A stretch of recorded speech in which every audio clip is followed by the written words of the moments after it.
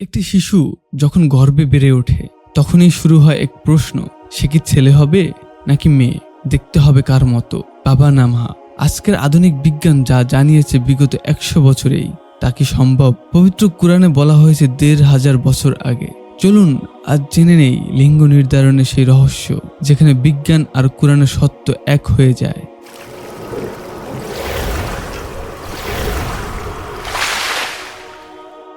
একটি শিশু যখন মায়ের গর্ভে বেড়ে উঠতে থাকে তখন তার পরিবারের সদস্য থেকে শুরু করে আশেপাশের প্রায় সবার মনেই একটি প্রশ্ন দানা বাঁধতে শুরু করে।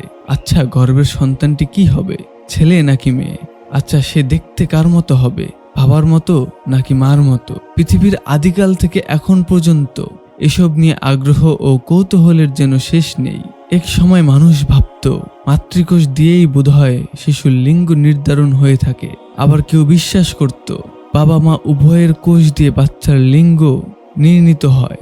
শতাব্দীর পর শতাব্দী ধরে মানুষের মাঝে এমন সব ভুল ধারণার প্রচলিত ছিল। অবশেষে 1882 সালে জার্মান জীববিজ্ঞানী ওয়াল্টার ফ্লেমিং ক্রোমোজোমে নামের এক তথ্য আবিষ্কার করেন, যাতে বলা হয় এই ক্রোমোজোমের মাধ্যমেই থাকে একটি শিশুর সব জেনেটিক তথ্য। সে ছেলে হবে নাকি মেয়ে, দেখতে কার মতো হবে, কেমন বুদ্ধি হবে, উচ্চতা বা গায়ের রং কেমন হবে, এসব কিছুই ঠিক করে দেয় ক্রোমোজোমে থাকা জিন। এ কারণেই বিজ্ঞানীরা বলেন ক্রোমোজোম হলো জীবনের ব্লুপ্রিন্ট। বিজ্ঞানীরা 1900 শতকে এসে গর্ভের সন্তানের লিঙ্গ নির্ধারণের যে তথ্যটি আবিষ্কার করেছে, আশ্চর্যজনকভাবে তার আরো 1400 বছর আগে এ সম্পর্কিত তথ্য দিয়ে রাখা হয়েছে পবিত্র কুরআনে। ইরশাদ হচ্ছে, এবং তিনি সৃষ্টি করেন যুগল পুরুষ ও নারী এক বিন্দু বীর্য থেকে যখন তা স্থলিত হয়। এই আয়াতে বলা হয়েছে নির্গত এক বিন্দু শুক্রের উপর পুরুষত্ব বা নারীত্বের বিষয়টি নির্ভর করে। আধুনিক জেনেটিক সায়েন্স আর মলিকিউলার বায়োলজি গবেষণার মাধ্যমে কুরআনের এই তথ্যটি বিজ্ঞানীরা প্রমাণ করতে সক্ষম হয়েছেন। তারা দেখেছেন পুরুষের শুক্রাণুটি থেকেই লিঙ্গ নির্ণীত হয়, আর এ প্রক্রিয়ায় নারীর কোনো ভূমিকা নেই। লিঙ্গ নির্ধারণের ব্যাপারে পুরুষের ক্রোমোজোমই প্রধান উপাদান হিসেবে কাজ করে থাকে। বিজ্ঞানীরা বলেছেন মানবদেহের প্রতিটি অংশই বিভিন্ন ধরনের কোষ দ্বারা গঠিত, যা জীবনের মৌলিক একক পরিণত অবস্থায় মানবদেহের কোষের সংখ্যা থাকে গড়ে প্রায় 100 ট্রিলিয়ন। এগুলো অনুবীক্ষণ যন্ত্র ছাড়া খালি চোখে দেখা যায় না। এই কোষগুলোর মধ্যে থাকে আবার নিউক্লিয়াস। জার্মান বিজ্ঞানী ফ্লেমিং একদিন বিশেষ ধরনের রাসায়নিক দিয়ে কোষের নিউক্লিয়াস অংশ রং করে মাইক্রোস্কোপে পর্যবেক্ষণ করেছিলেন। তিনি লক্ষ্য করলেন কোষ বিভাজনের সময় নিউক্লিয়াসের ভিতরে সুতোর মতো গঠন দেখা যাচ্ছে। এই সুতো আকৃতির জিনিসগুলো ছিল ক্রোমোজোম। তিনি তখনই বুঝতে পারেন এই গঠনগুলি দেহের গঠন ও বৈশিষ্ট্য নিয়ন্ত্রণ করে। তিনি পরীক্ষা করে বললেন মানুষের দেহে থাকে 23 জোড়া ক্রোমোজোম, অর্থাৎ মোট 46টি।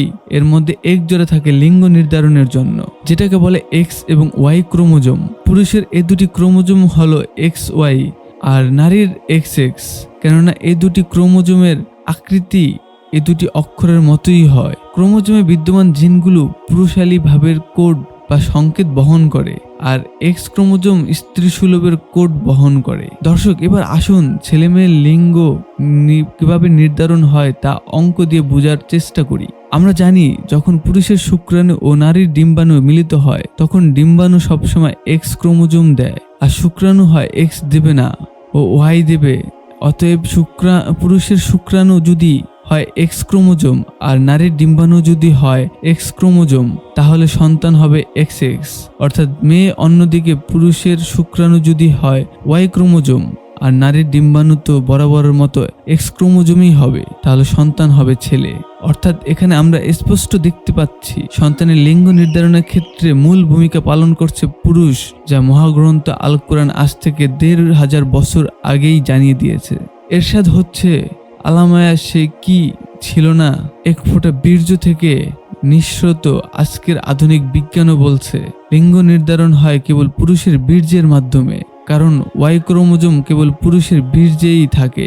মহাগ্রন্থ আল কুরআন এমন এক বিস্ময়কর গ্রন্থ যাতে এমন কিছু বিষয় উল্লেখ করা আছে যা মানুষকে অবাক না করে পারে না। ক্রোমোজোমের মতো ভ্রূণতত্ত্ব অস্তিত্বের সূক্ষ্ম বিষয় কোরআনে উল্লেখ করে মহান আল্লাহ আবারও আমাদেরকে স্মরণ করিয়ে দিয়েছেন এ বিশ্ব জগৎ এবং সৃষ্টিকার ইশারায় পরিচালিত হয়।